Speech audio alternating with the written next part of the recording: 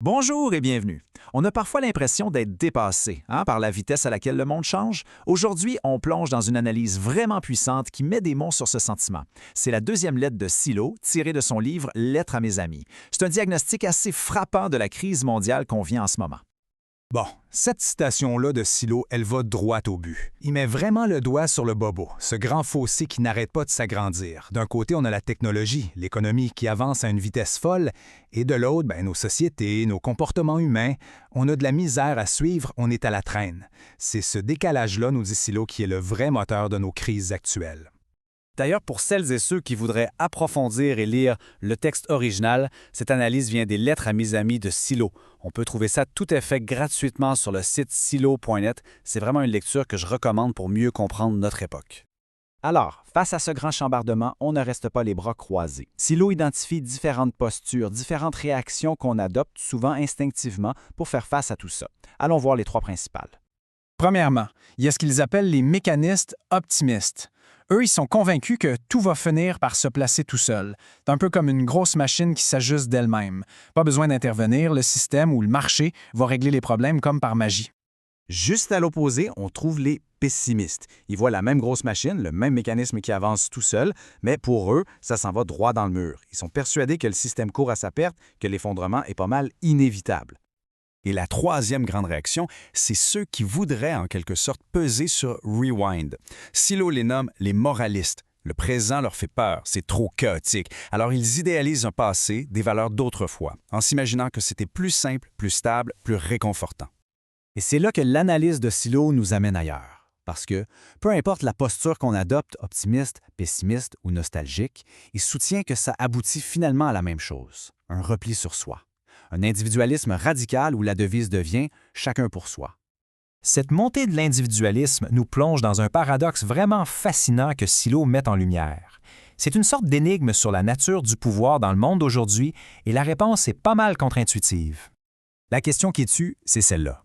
Comment ça se fait que dans un monde où tout le monde semble ne penser qu'à soi, le pouvoir, lui, se retrouve encore plus concentré dans les mains d'un tout petit groupe?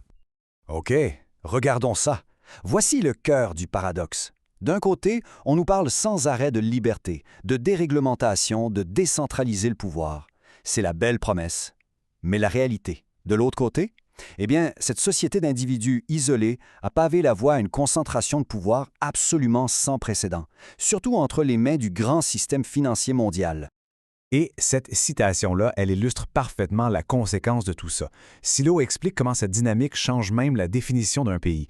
On n'est plus des peuples avec une histoire, une culture, on devient des publics de consommateurs. Et le pays, ce n'est plus qu'une entreprise qu'il faut gérer pour faire du profit.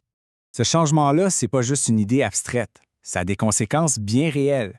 Silo nous montre que cette crise se manifeste sur 3 fronts en même temps et ça touche à peu près tous les aspects de nos vies. Alors, voici les 3 fronts. D'abord, l'État-nation qui s'affaiblit.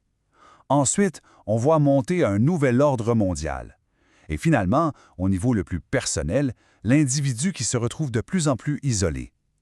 C'est une véritable fracture du système à tous les niveaux. Le premier front, donc la crise de l'État-nation, il est comme pris en sandwich. D'un côté, par le haut, le capital mondial qui se fout des frontières, et de l'autre, par en bas, les tensions à l'intérieur, les divisions, les séparatistes qui le fragilisent. Le deuxième front, c'est ce fameux « nouvel ordre mondial ». Mais attention, Silo précise bien que ce n'est pas un projet pour la paix dans le monde. C'est plutôt une nouvelle structure de pouvoir, une nouvelle forme de contrôle, dominée par de très grands blocs économiques. Et on arrive au troisième front, peut-être le plus souffrant, celui qui nous touche le plus directement, l'isolement de l'individu. La politique s'intéresse de moins en moins de monde, les liens familiaux sont plus fragiles, communiquer pour vrai devient difficile, la compétition s'infiltre partout, la solidarité s'efface et à la fin, il ne reste que le mythe de l'argent qui semble régner en maître. Bon, après un portrait aussi sombre, on pourrait être découragé. Mais Silo ne nous laisse pas là. Au contraire, il change de perspective pour nous montrer qu'il y a une voie possible, qu'il existe des facteurs de changement positifs au milieu de tout ce chaos. D'abord, il met une chose au clair, et c'est super important. Le problème, ce n'est pas la science ou la technologie en soi. Le problème, c'est le système actuel qui s'en sert et qui les oriente trop souvent vers la destruction plutôt que vers le bien-être de tout le monde. Et c'est là qu'il présente sa vision la plus optimiste. Il nous dit que même au cœur de cette crise, il y a une autre tendance, plus profonde, qui est à l'œuvre. Un processus qui peine à naître, c'est vrai, mais qui va vers ce qu'il appelle une nation humaine universelle. Cette phrase-là est tellement puissante. Elle ancre cet espoir dans la très, très longue histoire de l'humanité. Ça nous rappelle que notre espèce a toujours lutté pour aller au-delà de la souffrance et que cet élan fondamental ne va pas juste s'éteindre face à la crise d'aujourd'hui. Et on en arrive au message final de Silo, le plus crucial. L'avenir, il n'est pas écrit d'avance. Ce n'est pas une loi mécanique, économique ou technologique qui va décider pour nous. Le facteur qui va tout décider à la fin, c'est le choix humain. C'est notre intention. L'analyse nous laisse donc avec cette question fondamentale. Si l'avenir dépend de l'intention humaine et non d'une machine aveugle, eh bien, ça veut dire que la balle est dans notre camp. Face à cette crise, quelle direction on choisit de donner à nos actions, collectivement et individuellement? La question est posée.